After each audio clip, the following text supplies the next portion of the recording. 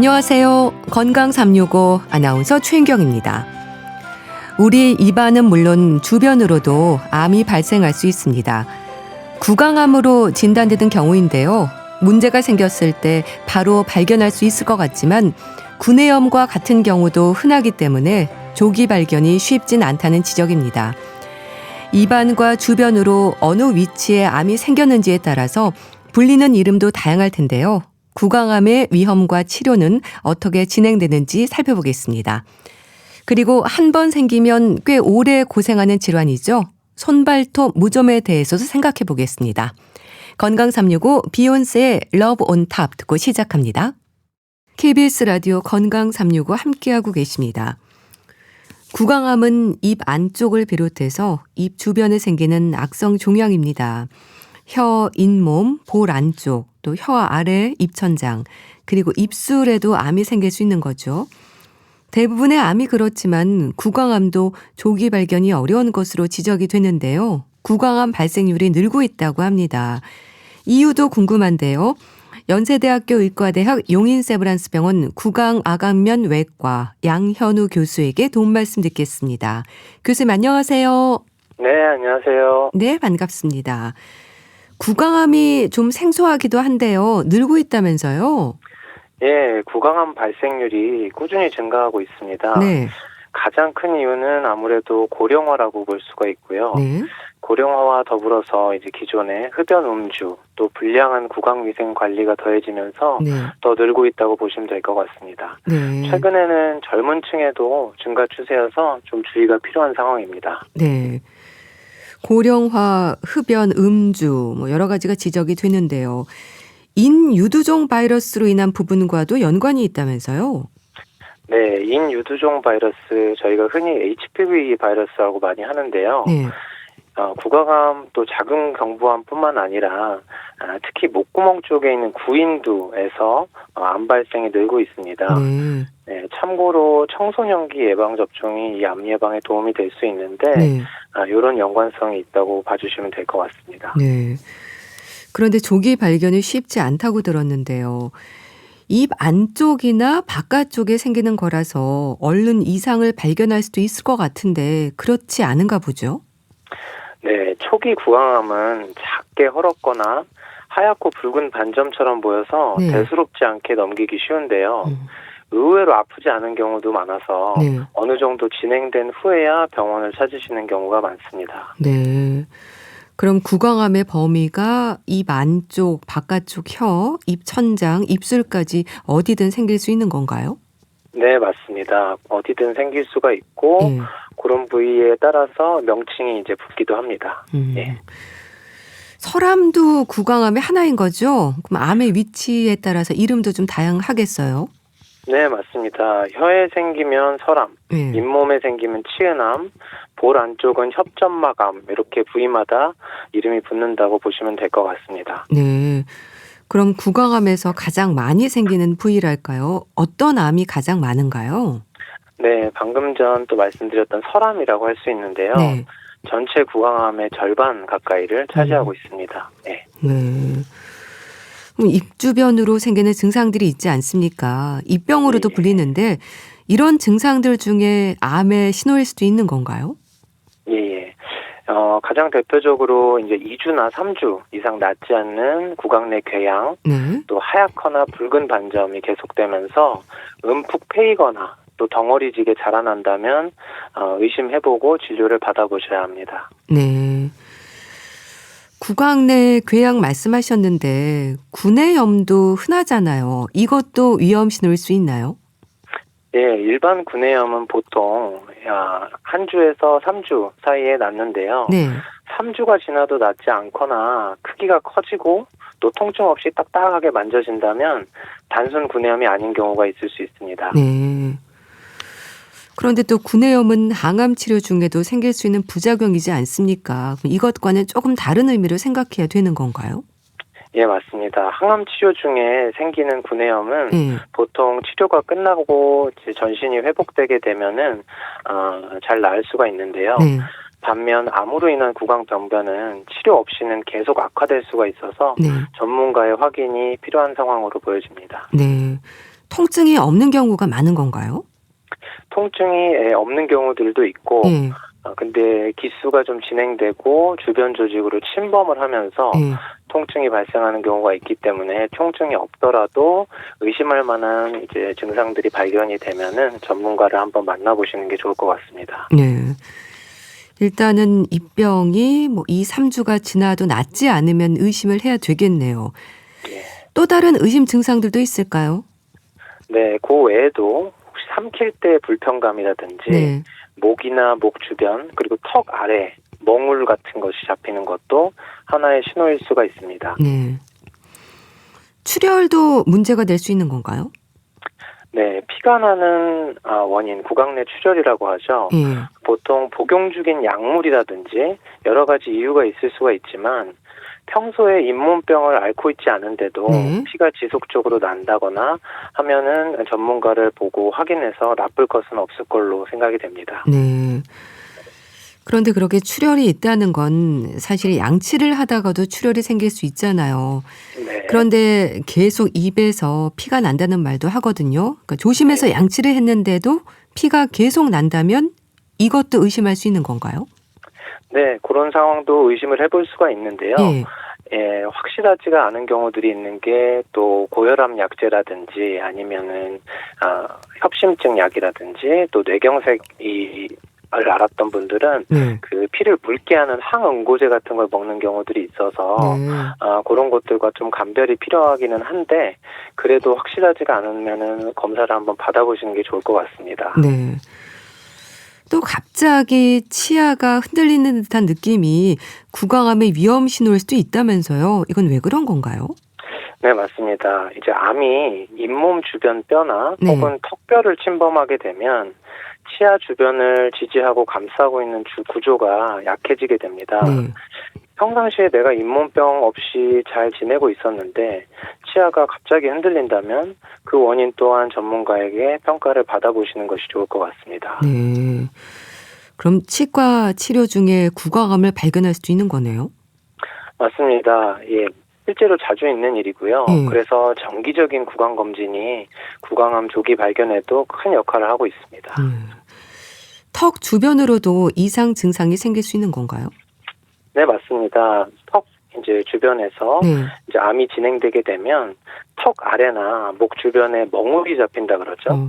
멍울이 잡히거나 입을 벌리기가 갑자기 어렵거나 네. 삼키기가 조금 껄끄럽다거나 혹은 턱이나 입술 부위가 치과에서 맞은 것 같이 저린 느낌이 오는 경우도 있습니다.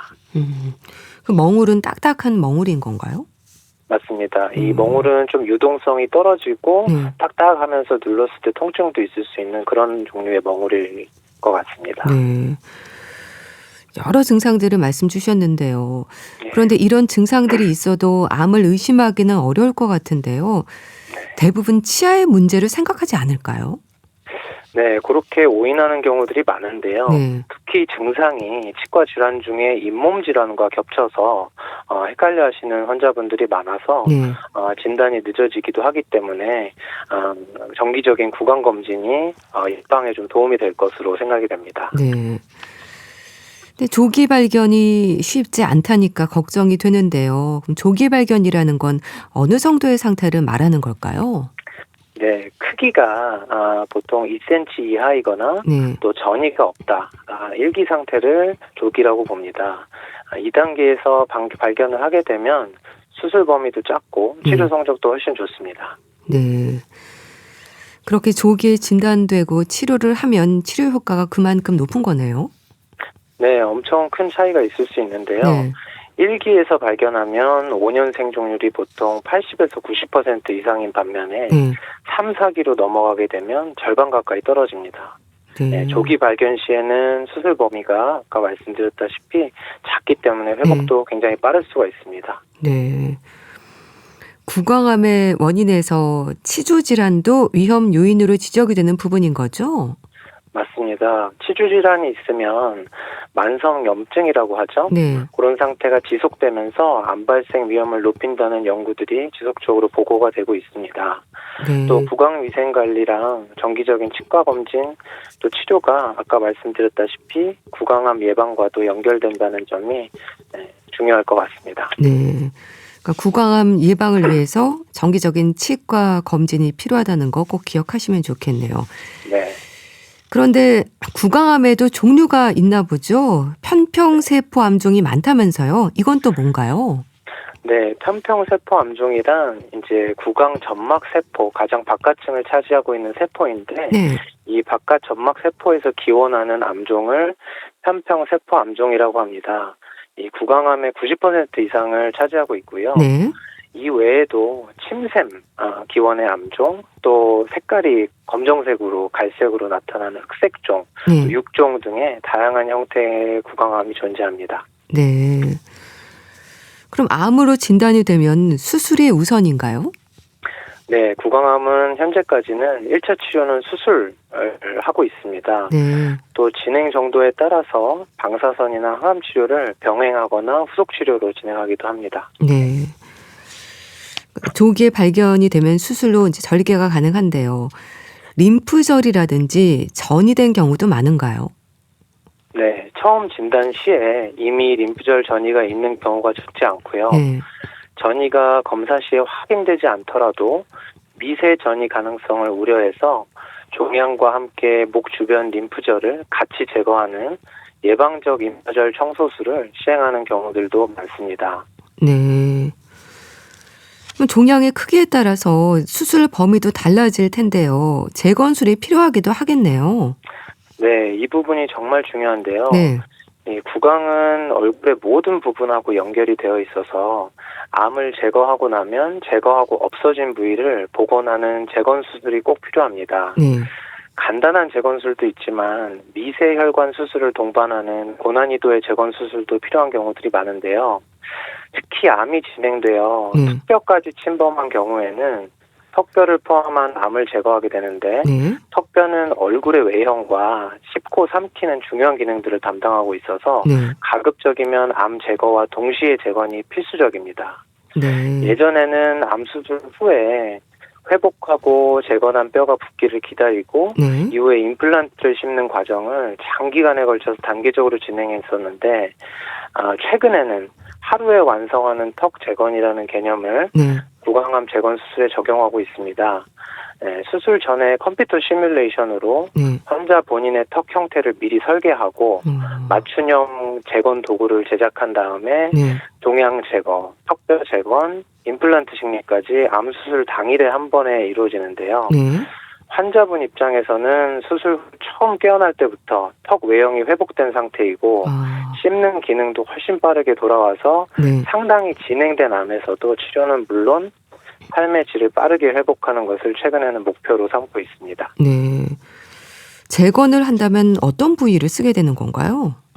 재건은 보통 이제 다리에 네.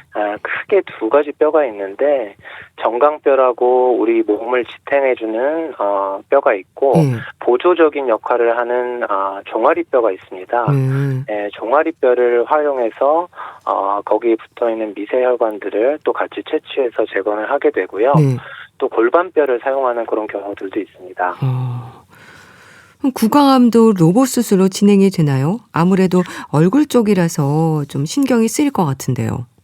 네, 맞습니다. 로봇 수술은 또 하나의 구강암 치료의 큰 변화인데요. 네. 특히 목구멍 깊숙이 생기는 구인도암의 경우에 입을 통해서 로봇팔이 들어가서 수술하기 때문에 얼굴에 흉터를 남기지 않아도 됩니다. 네. 또 구강암 수술과 자주 동반되는 목 임파절 제거술도 예전에는 목 중앙의 절개를 통해서 진행되었었는데 네. 로봇 수술은 귀 뒤로 흉터를 감출 수가 있어서 장점이 있고요. 네. 수술 후 흉터 등으로 인해서 이제 환자분들이 사회적으로 위축을 많이 경험하시는데 네. 상당 부분 줄일 수 있게 되었습니다. 네. 또 턱 교정이나 임플란트와 같은 치료가 필요하기도 할 것 같은데 어떨까요? 네, 턱 교정과는 다르지만 임플란트 재건이라는 측면에서 네. 앞서 말씀드린 하루에 완성하는 턱 재건이 바로 그 역할을 합니다. 네. 이제 여기에 로봇 수술이 결합되게 되면 얼굴에 흉터 없이 암을 제거하면서 동시에 턱뼈와 임플란트까지 당일 재건하는 것이 한 번의 수술로 가능해집니다. 네. 암 치료와 삶의 질 회복을 병행하는 접근이 최근 구강암 치료의 목표가 되고 있습니다. 네. 설암의 경우가 많다고 하셨는데 말하고 먹는 일은 어떨까요? 암 치료 후에 관리를 통해서 회복할 수 있는 건가요? 물론 수술 범위나 부위에 따라서 처음에는 불편함이 있을 수가 있습니다. 네. 하지만 이제 언어 치료와 재활 그리고 임플란트 식립 등을 통해서 치아 기능을 회복을 해주기 때문에 네. 체계적으로 진행하면 모든 경우는 아니지만 많은 경우에 일상적인 식사와 대화가 가능한 경우들이 전보다는 많아졌습니다. 네. 근데 구강암에서 설암이 많다고 하셨는데요. 절제된 혀는 어떻게 이식을 또 할 수 있는 건가요? 예, 아까 말씀드린 재건 부분에서 그 부분은 잠깐 얘기를 안 해드렸었는데요. 네. 예, 저희 몸에 이제 연조직이라고 하죠. 네. 아까 턱뼈는 경조직, 뼈를 가지고 재건을 했다면 연조직은 이제 허벅지에 있는 살과 혈관들을 이식을 해서 네. 혀를 재건하기도 하고 이제 손목에 있는 이런 얇은 피부와 혈관을 채취해서 혀를 재건하기도 합니다. 네. 그럼 혀 이식을 진행할 경우에는 재건은 암 수술과 함께 바로 이어지나요? 네. 보통은 암 수술과 동시에 재건하는 즉시 재건을 많이 하고 있고요. 네. 경우에 따라서 지연되게 좀 나중에 재건하는 경우들도 있지만 네. 보통은 수술과 동시에 이루어진다고 보시면 되겠습니다. 네. 근데 혀는 이제 말하고 먹는 일에 중요한 역할을 하는 건데요. 이식 후에 적응하기까지 시간이 좀 걸리겠어요. 네, 조금 시간이 걸릴 수는 있습니다. 네. 근데 이식 후랑 수술 후에 어느 정도의 재활이 되냐는 절제 범위랑도 연관성이 있어서 네. 가급적이면 조기에 오셔서 수술을 받게 되시면 네. 그 기능 회복도 훨씬 예후가 좋다고 할 수 있겠습니다. 네. 기능 회복을 위해서 뭐 특별한 훈련이 필요할까요? 예, 저희 또 재활의학과에서 네. 이런 암 수술 후에 환자분들에 대해 여러 가지 재활 치료들을 병행을 하고 있기 때문에 네. 그런 재활 치료들을 병행을 하면서 환자분들의 상태가 나날이 좋아지는 것을 저도 경험을 하고 있습니다. 네. 이식을 하면 모양뿐 아니라 감각도 돌아오는 거죠? 감각은 이제 저희가 이식 편에 네. 신경 재건을 요즘에 같이 해주기도 하는데요. 네. 감각신경을 이제 얼굴 부위에 있는 다른 감각신경에 연결을 해주면 신경 회복 그리고 감각 회복 같은 것들이 굉장히 빨라지는 경우들이 많고 네. 그거와 별도로 주변에서 이제 신경들은 천천히 모여들기 때문에 감각이 회복이 또 진행되는 경우들이 있습니다. 네. 뭐 신경, 이제 감각 회복 이런 게 천천히 진행이 된다고 하셨는데요. 뜨겁고 매운 음식을 섭취하거나 하는 부분은 어떨까요? 상관없나요? 그런 부분이 또 암 환자분들 중에 문제가 되는 경우들이 있는데요. 네. 근본적으로 문제가 되진 않지만 이제 구강암 치료와 항암 치료를 받은 분들 중에 네. 구강 자결감 증후군이라고 해서 입안이 이유도 없이 화끈거리고 조금 떫은 맛이 나고 이런 증상을 호소하시는 분들이 있습니다. 그런 분들에 대해서도 저희가 또 집중적으로 치료하는 법들이 있는데 그런 것들은 발생할 수 있다고 또 생각을 하시면 될 것 같습니다. 네. 설암 수술한 부위 주변으로 또 생길 수도 있습니까? 이렇게 불안감을 느끼실 것 같은데요. 네, 그래서 암 수술 후에는 추적 관찰이 굉장히 중요한데요. 네. 처음 2년 동안 재발률이 굉장히 높기 때문에 처음 2년 동안 몇 개월 간격으로 저희들이 하는 암 검사들이 있습니다. 네. 또 영상도 찍고 육안으로도 보고 여러 가지 측면으로 재발 여부를 확인을 하고요. 네. 그 이후에 3개월 또 5년간은 저희가 조금 기간을 늘려서 텀을 보긴 하는데 5년 동안 주기적인 추적 관찰을 통해서 네. 암 재발을 확인하게 되면은 그 이후에는 암으로부터 어느 정도 자유로워졌다고 볼 수 있겠습니다. 네, 알겠습니다. 네. 자, 오늘은 구강암에 대해서 알아봤는데요. 연세대학교 의과대학 용인세브란스병원 구강아강면 외과 양현우 교수와 함께했습니다. 말씀 감사합니다. 감사합니다. KBS 라디오 건강 365 함께하고 계신데요. 에디킴의 너 사용법 듣고 다시 오겠습니다. KBS 라디오 건강 365 함께하고 계십니다. 무좀은 손발톱에도 생깁니다. 비교적 오래 고생하는 것도 피부 무좀과 비슷한데요. 손발톱에 무좀이 생기면 초기부터 증상이 생기는 걸까요? 인제대학교 의과대학 가정의학과 김경호 교수에게 도움 말씀 듣겠습니다. 교수님 안녕하세요. 네, 안녕하세요. 무좀은요, 피부 무좀을 떠올리는 경우가 많지만 손톱, 발톱에도 무좀이 생길 수 있죠. 네, 그렇습니다. 대부분 이제 피부 무좀과 또 동시에 손발톱에도 무좀이 생기시는 분들이 많이 계시는데요. 네. 우리 이제 손톱이나 발톱 하게 되면은 굉장히 좀 단단하고 또 이제 진균 감염이 잘 안 일어날 것 같이 생겼지만은 네. 특히 이제 무좀균 같은 경우에는 손발톱에도 무좀균을 번식을 시킬 수 있는 능력이 있고 네. 또 이제 한번 손발톱이 이제 감염이 되면 또 피부 무좀도 오래 갈 수 있긴 하지만 피부 무좀보다 더 오래 또 이제 빨리 잘 안 낫는 치료를 또 많이 어려워하시는 네. 질환 중에 하나라고 할 수가 있겠습니다. 네. 그 생기는 원인은 뭔가요? 네, 그 무좀을 일으키는 주된 원인균은 피부 사상균이라는 진균, 곰팡이균이 되겠는데요. 네.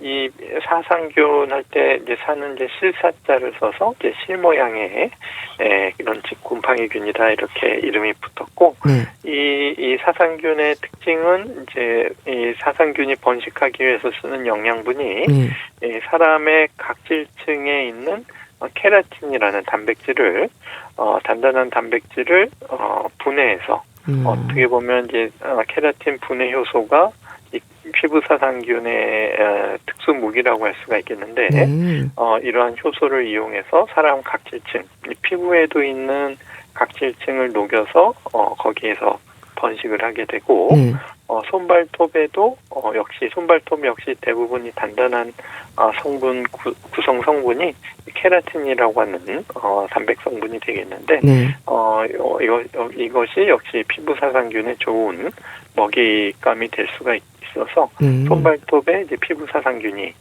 잘 자라게 되는데 이러한 것들이 아무래도 이제 피부 무좀균하고 같은 균이다 이렇게 보시면 되겠습니다. 예.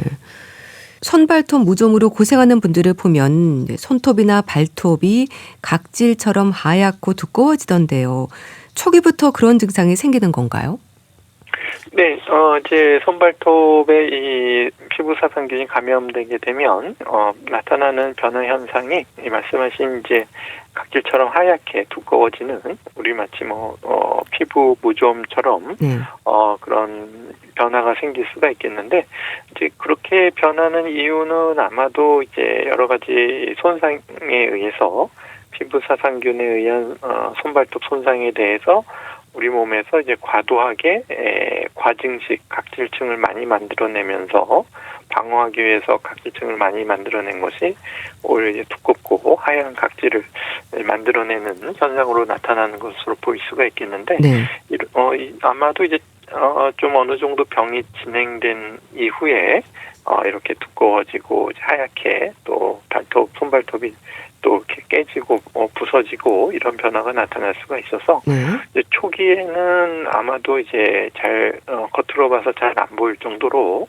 아마도 이 무좀균이 이 손발톱에 자리하는 과정을 추정하게 되면은 여러 가지 경로가 있겠지만 가장 흔한 것은 우리가 이제 끝에 손톱 끝에 피부와의 경계부 이쪽은 보통은 이렇게 잘 막혀 있는데 이쪽 틈새로 우리가 오염된 피부를 긁는다든지 해서 이 손톱 사이에 그런 피부 사상균이 끼게 되고 거기서 계속 자리하면서 케라틴 분해 효소를 내서 또 역시 손발톱을 녹이면서 그쪽으로 이제 침투하는 경우가 이제 가장 흔할 수가 있겠고 또 이제 침범되는 부위가 이제 손톱 끝이 아니라 이제 우리 하얗게 반달처럼 되어 있는 피부와 손톱 경계부 사이 그쪽 틈새로도 또 균이 자랄 수가 있고 또 아니면 피부 손톱 밑으로도 침투해서 자랄 수가 있는데 가장 흔한 것은 이제 손톱 끝, 발톱 끝에 있는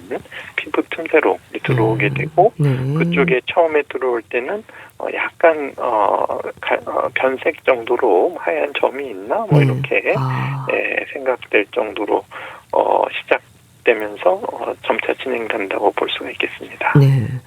증상으로 보면 다른 질환과도 혼동할 수 있나요?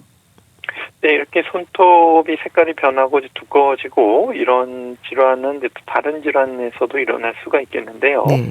뭐 예를 들면 이제 건선이라고 하는 피부 질환이 네. 손톱에 또 나타날 수가 있고 또 가장 흔하게는 이제 손발톱의 손상, 뭐 여러 가지 외상이라든지 아니면 뭐 세제라든지 피부염처럼 직접적인 이제 손발톱에 손상이 생겨서 생긴다든지 이런 것들 때문에 이제 손발톱 색깔이나 모형의 변화가 올 수가 있겠는데 대부분은 이제 사실은 흔한 원인은 이제 손발톱 무좀인 피부 사상균이 이제 원인이 될 수가 있겠습니다. 네.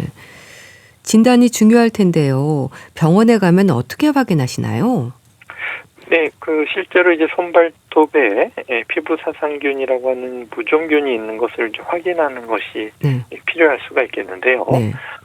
그렇기 위해서는 직접 이 진균을 직접 현미경으로 들여다본다든지 아니면 이 균을 배양을 시켜서 한참 지나서 이 균이 배양 검사에서 자랐는지 이런 것들을 할 수가 있겠고 또 균이 있는데 이제 검사 과정에서 그 균이 채취가 또 안 될 수가 있기 때문에 이러한 손발톱 무좀이 강하게 임상적으로 의심이 되는 경우에는 그러니까 다른 손발톱에도 이제 손이나 발 피부에도 무좀이 있다든지 뭐 전형적인 점점점 변화하는 모습이라든지 이런 것들로 의심이 되면 우리가 이제 처음부터 이제 시험적으로 치료를 먼저 또 해서 치료에 대한 반응을 또 볼 수도 있겠습니다. 네. 손발톱 무좀으로 오래 고생을 하시던데요. 치료는 긴 시간이 필요할까요? 네, 매우 긴 시간이 필요하다고 할 수가 있겠는데요. 우리 손발톱 자체는 어떻게 보면은 두꺼워진 피부 각질층이라고 우리가 볼 수가 있겠고, 여기에는 직접적인 어떤 신경이나 혈관이 없기 때문에 어떻게 보면 이제 뭐 살아있는 조직이긴 하지만 계속 어느 정도 손발톱이 새로 나기 전까지는 이 균이 계속 잠복해 있다, 계속 균이 있다 이렇게 볼 수가 있겠고 이 균이 더 증식하지 못한 상태에서 손발톱이 새로 완전히 자랄 때까지는 치료를 유지하시는 것이 필요하고 또 어느 정도 손발톱이 깨끗해졌다고 하더라도 좀 증상이 좋아 보여도 이제 남아있는 균들이 있을 수가 있기 때문에 추가적인 관찰이나 또 추가적인 치료를 조금 연장해서 좀 치료 시간을 좀 길게 보는 것이 필요하시겠습니다. 네. 처방되는 약은 먹는 약인가요? 네, 우선 뭐 여러 가지 이 약들이 있는데 우선 이제 먹는 약이 이제 굉장히 중요한 부분이 되겠습니다. 아무래도 우리가 손발톱 자체는 굉장히 단단한 각질층 조직이기 때문에 우리가 약물 침투가 좀 쉽지 않은 부분이고 물론 이제 열심히 바르면은 그 바르는 약이 또 손발톱에 흡수가 되고 치료 효과는 있지만은 좀 제한적이기 때문에 먹는 약을 함께 이제 병용하시는 것이 중요할 수가 있겠는데요.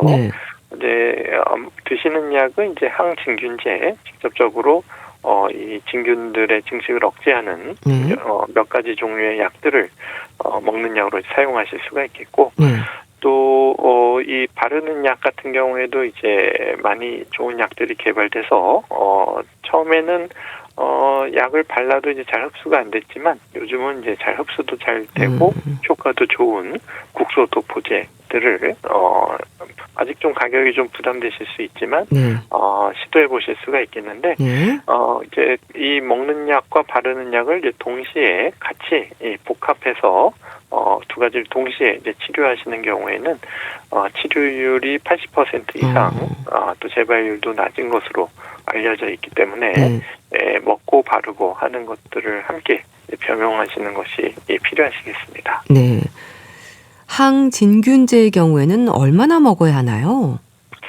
네, 보통 이제 손톱무좀 같은 경우에는 6주에서 길게는 12주, 3개월 이상 먹는 게 필요할 수도 있고, 또 발톱 같은 경우에 조금 더 길게 12주에서 6개월까지 드셔야 되는 경우도 있겠는데, 사람마다 이제 손발톱의 이제 성장 속도라든지 면역 여기 좀 다르기 때문에 경과를 주기적으로 관찰하면서 보시는 것이 필요하고 약들도 이제 매일 먹는 방법도 있지만 어느 정도 1주 정도 먹고 3주 동안 쉬었다가 또 먹고 이렇게 하게 되면은 이제 손톱이 서서히 자라는 속도에 맞춰서 또 손톱에 충분한 새로 자랄 때 각질층에 약물이 포함될 수 있도록 항진균제를 이제 꾸준히 드시는 것이 이제 필요하시겠습니다. 네. 매니큐어처럼 바르는 약도 효과가 좋다고 하셨는데요. 그러니까 먹고 바르는 치료를 꾸준히 이어가야 하는 거네요. 네, 그렇습니다. 이제 드시는 약은 이제 전신적으로 흡수된 다음에 우리 손톱, 발톱까지 그 약물이 혈관을 통해서 이제 전달이 돼야 되는데 워낙에 손발톱의 성장 속도가 좀 느리다 보니까 더디다 보니까 이제 그만큼 계속 충분한 약물이 오랫동안 가기에도 좀 한계점이 있겠고 아무래도 직접적으로 손발톱에 이런 항진균제를 직접적으로 이제 투여할 수 있다면 가장 이상적일 텐데 이제 손발톱의 두꺼운 각질의 특성상 좀 흡수되는데 좀 장애가 있긴 하지만은 최근에 나온 이런 국소도포제는 그래도 손발톱에 직접적인 효과가 비교적 크기 때문에 꾸준히 바르시는 치료를 잘 병행하시는 것이 치료의 효과를 높이는 데 매우 효과적이라고 할 수 있겠습니다. 네. 치료 기간은 새로운 손발톱이 자라는 동안 계속되나요? 그러니까 중간에 치료를 소홀히 하는 경우도 있을 것 같은데요. 네, 그렇습니다. 이제 새로운 손발톱이 자랄 때까지는 좀 드셔주셔야 되고 이제 남아있는 진균이 또 잠복해 있다가 또 재발할 가능성이 있기 때문에 균을 억제하는 치료를 계속 유지하셔야 되겠는데요.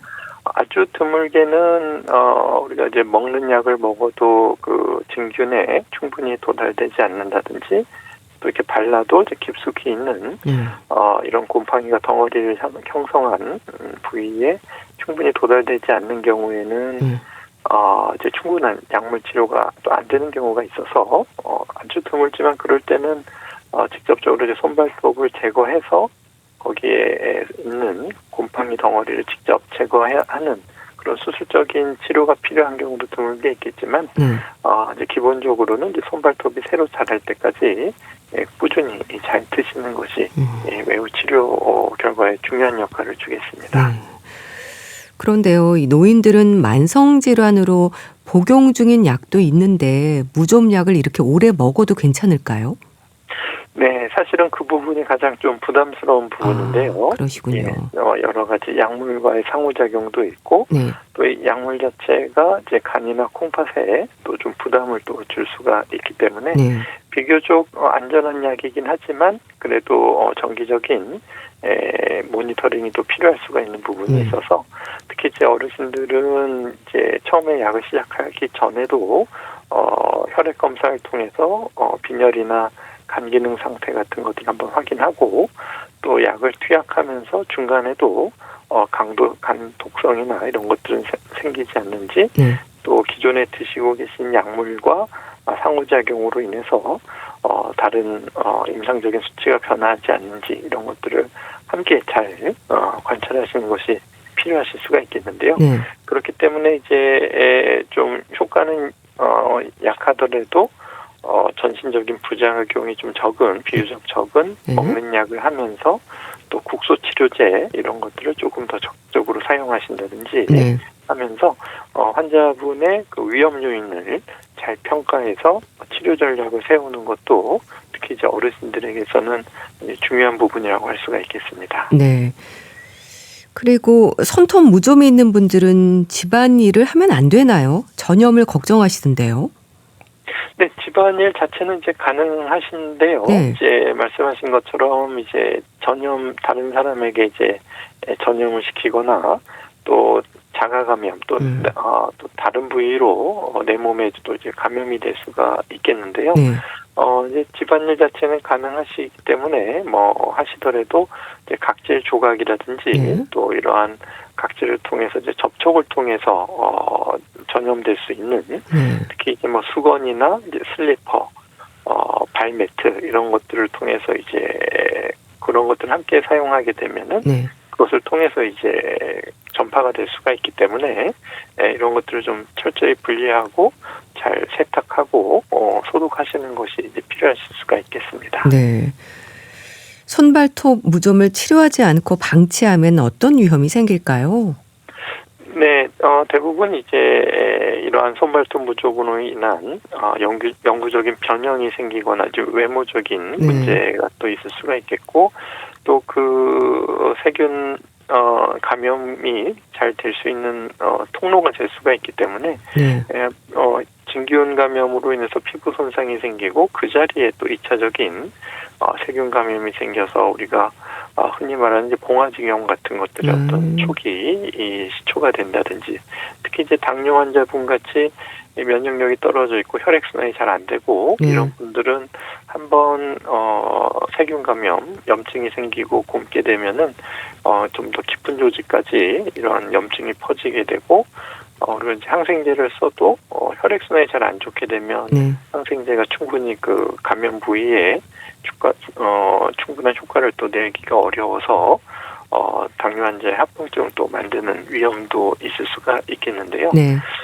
이제 이러한 그 손발톱 무좀 같은 경우에는 또 이제 다른 환자분들의 상태에 따라서 또 너무 적극적인 치료가 어려운 경우가 또 예외적으로 또 있을 수가 있기 때문에 이러한 무좀 항진균제를 먹는 것보다 더 중요한 건강적인 우선 치료 순위가 있다고 하게 되면은 이런 것들의 어떤 이득을 잘 살펴서 치료 전략을 짜는 것이 필요할 수가 있겠습니다. 네.